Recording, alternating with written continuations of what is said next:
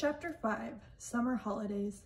The Easter holidays came and went, and the summer term began at school. My grandmother and I had already planned to take our summer holiday in Norway, and we talked about almost nothing else every evening. She had booked a cabin for each of us on the boat from Newcastle to Oslo at the earliest possible moment after my school broke up, and from Oslo she was going to take me to a place she knew down on the south coast near Arendal, where she had spent her own summer holidays as a child nearly 80 years ago. All day long, she said, my brother and I were out in the rowing boat. The whole coast is dotted with tiny islands, and there's nobody on them. We used to explore them and dive into the sea off the lovely smooth granite rocks, and sometimes on the way out, we would drop the anchor and fish for cod and whiting.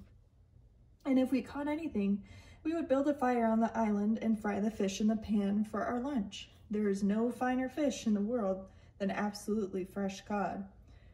What did you use for bait, Grandmama, when you went fishing?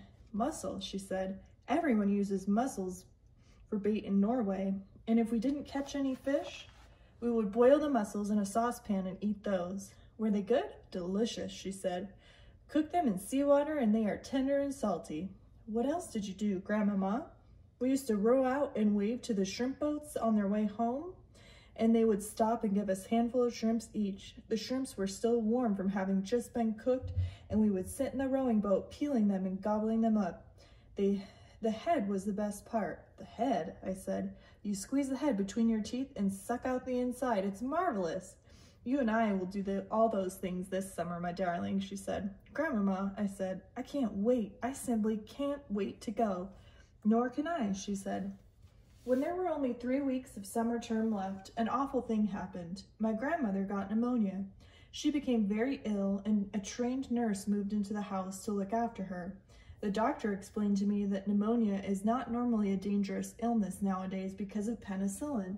But when a person is more than 80 years old, as my grandmother was, then it is very dangerous indeed. He said he didn't even dare to move her to the hospital in her condition.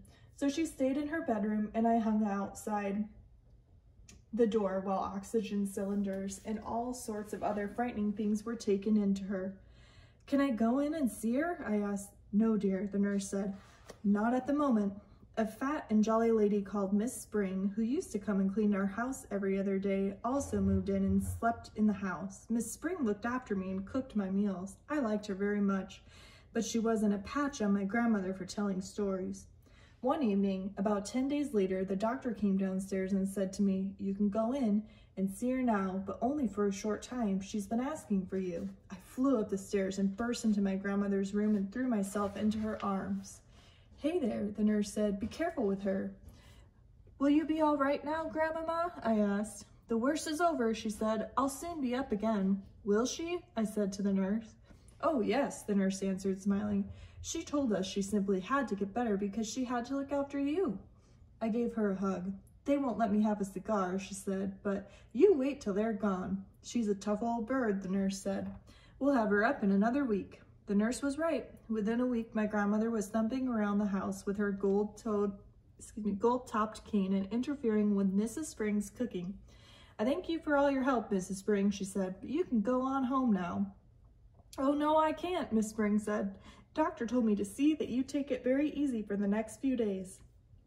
The doctor said more than that. He dropped a bombshell on my grandmother and me by telling us that on no account were we to risk a journey to Norway this summer. Rubbish, my grandmother cried. I've promised him we'll go. It's too far, the doctor said. It would be very dangerous, but I'll tell you what you can do. You can take your grandson to a nice hotel on the south coast of England instead. The sea air is just what you need. Oh no, I said. Did you want your grandmother to die? The doctor asked me. Never, I said.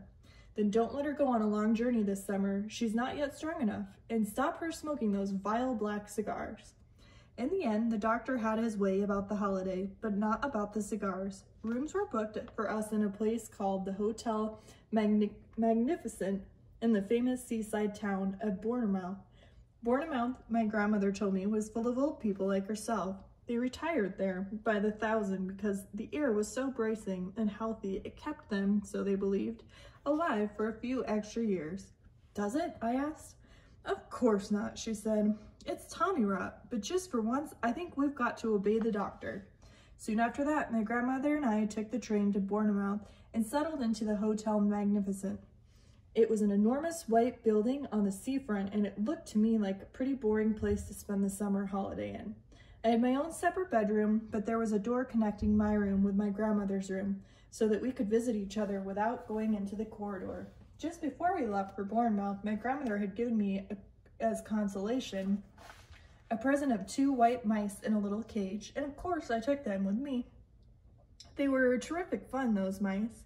I called them William and Mary. And in the hotel, I set out right away teaching them to do tricks. The first trick I taught them was to creep up my sleeve in my jacket and come out by my neck. Then I taught them to climb up the back of my neck and onto the top of my head. I did this by putting cake crumbs in my hair.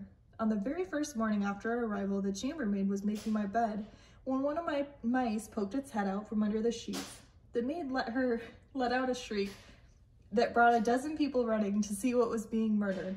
I was reported to the manager. There, following an unpleasant scene in the manager's office, was within the manager, my grandmother, and me.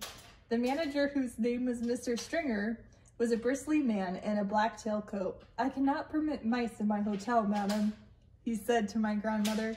"How dare you say that when your rotten hotel is full of rats anyway?" my grandmother cried. "Rats?" cried Mr. Stringer, going mauve in the face.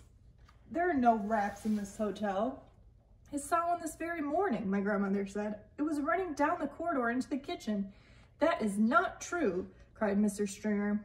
"You had better get the rat catcher in at once," my grandmother said, "before I report you to the public health authorities. I expect there's rats scuttling all over the kitchen floor and stealing the food off the shelves and jumping in and out of the soup." "Never," cried Mr. Stringer. "No wonder my breakfast toast was all nibbled around the edges this morning," my grandmother went on relentlessly. "No wonder it had a nasty, ratty taste. If you're not careful, the health people will be ordering the entire hotel to be closed before everyone gets typhoid fever." "You are not being serious, madam," Mr. Stringer said. "I was never more serious in my life," my grandmother said. "Are you or are you not going to allow my grandson to keep his white mice in his room?" The manager knew when he was beaten. "May I suggest a compromise, madam?" he said. "I will permit him to keep them in his room as long as they are never allowed out of the cage. How's that?" "That will suit us very well," my grandmother said, and she stood up and marched out of the room with me behind her. There is no way you could train mice inside a cage, yet I dared not let them out because the chambermaid was spying on me all the time. She had a key to my door, and she kept bursting in at all hours trying to catch me with the mice out of the cage. She told me that the first mouse to break the rules would be drowned in a bucket of water in the hall porter. I decided to seek a safer place where I could carry on with training. There must surely be an empty room in this enormous hotel. I put one mouse into each trouser pocket and wandered downstairs in search of a secret spot. The ground floor of the hotel was a maze of public rooms, all of them named in gold letters on the doors. I wandered through the lounge and the smoking room and the card room and the reading room and the drawing room. None of them was empty. I went down a long wide corridor. At the end of it, I came to the ballroom. There were double doors leading into it. And in front of the doors, there was a large notice board on a stand. The notice on the board said, "RSPCC meeting. Strictly private. This room is reserved for the annual meeting of the Royal Society for the Prevention of Cruelty to Children." The double doors in the room were open. I peeped in. It was a colossal room. There were rows and rows of chairs all facing a platform. The chairs were painted gold, and they had little red cushions on the seats, but there was not a soul in sight. I sidled cautiously into the room. What a lovely silent space it was.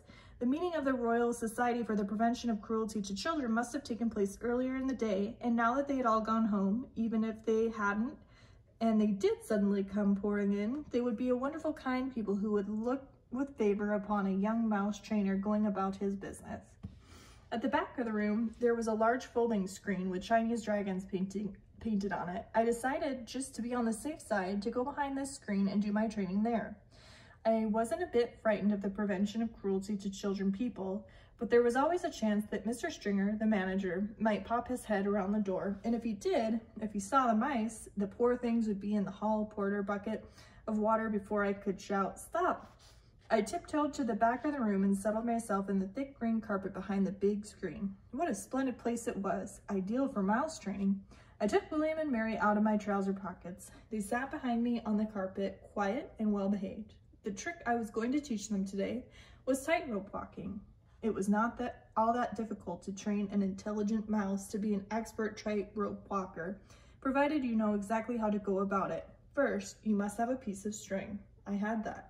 Then you must have some good cake. A fine currant cake is a favorite food of white mice. They are dotty about it.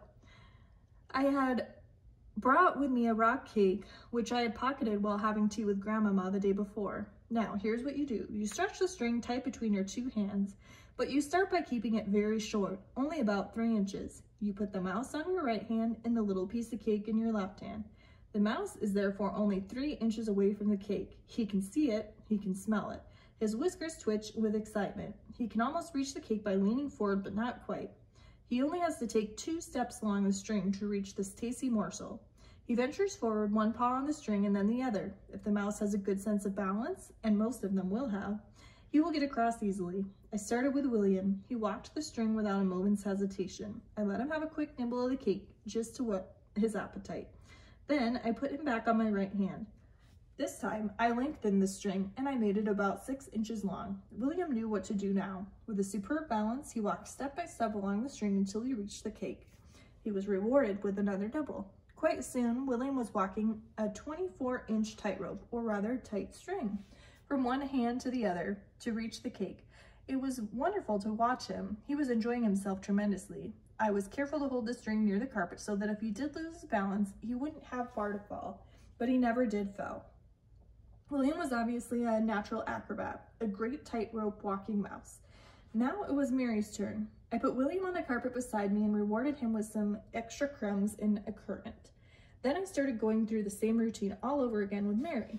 My blinding ambition, you see, my dream of dreams, was to become one day the owner of a white mouse circus. I would have a small stage with red curtains in front of it, and when the curtains were drawn apart, the audience would see my world-famous performing mice walking on tightropes, swinging from trapezes, turning somersaults in the air, bouncing on trampolines, and all the rest of it.